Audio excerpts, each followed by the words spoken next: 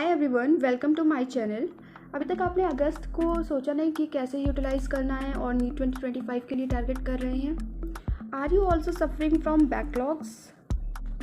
Don't worry, I have planned my August in the best way I can do and you can follow it to.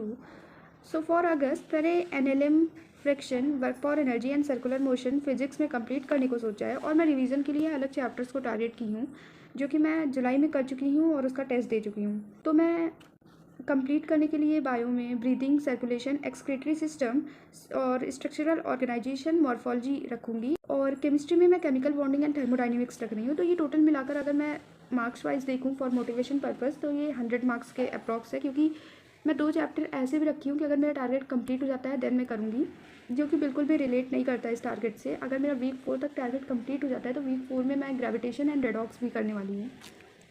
अब मैं बताती हूँ मैं revise क्या क्या करने वाली हूँ। सो फॉर रिवीजन पर्पज़ मैंने motion in 1D and plane को रखा हुआ है। बायोलॉजी में मैं plant kingdom, animal kingdom and biological classification रखी हूँ। मोल, एटॉमिक एंड पीरियोडिक मैंने केमिस्ट्री में रखा हुआ है। यार देखो, जो भी पढ़ो ना स्ट्रांगली पढ़ो। हम ढेर सारे क्वेश्चन प्रैक्टिस करेंगे और कॉन्सेप्ट्स को अच्छे से रखेंगे, ना कि 1 मंथ में सारे चैप्टर्स कवर करके और वैसे ही रखेंगे, मतलब ऊपर ऊपर से फिर हर मंथ मुझे रिवीजन के लिए एकदम लगे कि स्टार्टिंग से कोई पढ़ा दी। उससे अच्छा हम कम चैप्टर कवर करेंगे बट अच्छे से करेंगे। सो मैंने अपना वीकली प्लानर भी बना रखा है और वीकली प्लानर में मैंने इस तरीके से डिवाइड किया है कि मैं PYQ किस चैप्टर्स का करूँगी, लेक्चर कौन सा करूँगी, NCERT किसका रीड करूँगी और रिवाइज़ क्या करूँगी। तो मैंने वीक 1 के लिए PYQ रखा है मोल का, मोशन इन 1D का, और लेक्चर में रखा है NLM का और केमिकल बॉन्डिंग का लेक्चर। NCERT रीडिंग के लिए मैं ब्रीदिंग और सर्कुलेशन वाले चैप्टर्स को पिक की हूँ और केमिकल बॉन्डिंग को मैं NCERT से भी यहाँ कवर करूँगी अच्छे से। फिर मैं रिवाइज़ करने वाली हूँ मोल को, मोशन इन 1D को और बायोलॉजिकल क्लासिफिकेशन को। मेरे वीक 1 में कोई भी ज़्यादा कुछ है नहीं, बस NLM एंड केमिकल बॉन्डिंग है जो कि मुझे अच्छे से कवर करना है। बाकी PYQ में इन चैप्टर्स का करूँगी और NCERT रीडिंग प्लस रिवीजन इन चैप्टर्स का करूँगी। वीक 1 में मैं टेस्ट देने की कोशिश करूँगी, फिर से जो मैंने चैप्टर्स दिए थे आकाश का वही टेस्ट, मतलब वही सिलेबस के साथ मैं किसी और का टेस्ट दूँगी। Let's come to week 2।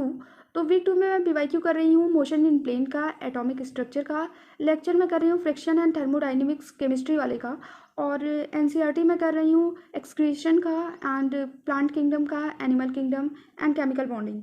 NCERT में केमिकल बॉन्डिंग की 2 बार इसलिए करी हूँ यार, ये काफ़ी इंपॉर्टेंट है और मैं भूल जाऊँ, उससे अच्छा है मैं इस पूरे मंथ में इसको मतलब अच्छे से कई बार रिवाइज करूँ। रिवीजन के लिए मैंने मोशन इन प्लेन रखा हुआ है एंड एटॉमिक स्ट्रक्चर रखा हुआ है। कमिंग टू वीक 3, इसमें मैंने PYQ रखा है NLM का एंड फ्रिक्शन का। हाँ, ये चैप्टर मैं इस मंथ कंप्लीट करी हूँ और इसी मंथ में इसका PYQ भी कर रही हूँ। पीरियोडिक क्लासिफिकेशन का और लेक्चर में वर्क और एनर्जी का। और कोई अगर बैकलॉग मेरा हो जाता है, वैसे तो मैंने इतना कम रखा हुआ है कि बैकलॉग होने का कोई चांस नहीं है। प्लस NCERT मैंने मॉर्फोलॉजी का रखा है एंड स्ट्रक्चरल ऑर्गेनाइजेशन का रखा है। वीक 3 में मैंने रिवीजन के लिए 5 चैप्टर्स पूरे जितने अभी तक मैंने कवर किए हैं वो पूरा रख दिया है और मैं कोई सब्जेक्ट का रिवीजन नहीं करने वाली हूँ। बस mole, atomic, periodic, chemical bonding and thermodynamics को पूरा अच्छे से कवर कर लूँगी कि यहाँ पे ये पूरा रैप अप हो जाए। इसके बाद मैं जब भी रिवाइज़ करना होगा इनके क्वेश्चंस करूँगी, वरना फिर मैं टेस्ट में इनको इंक्लूड कर लूँगी। Next is week 4। वीक 4 में मैं PYQ कोई भी चैप्टर अगर बचा होगा तो कर लूँगी, मतलब जितने चैप्टर्स मैंने कवर किए हैं।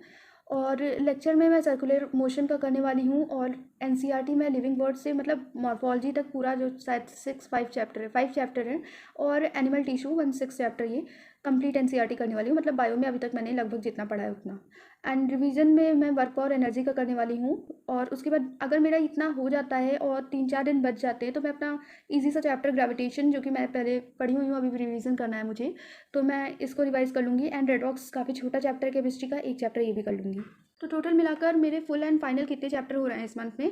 1 2 3 4 5 6 7 8 9 10 11 12 13 14 15 16 17 एंड 18 19, अगर ग्रेविटेशन और रेडॉक्स को मैं जोड़ लेती हूँ तो 19 चैप्टर मेरे यहाँ पे एकदम रैप अप हो जाएंगे अच्छे से, इतना ईजिली, अगर इतने कम आप टारगेट्स लेकर चलते हो तब भी।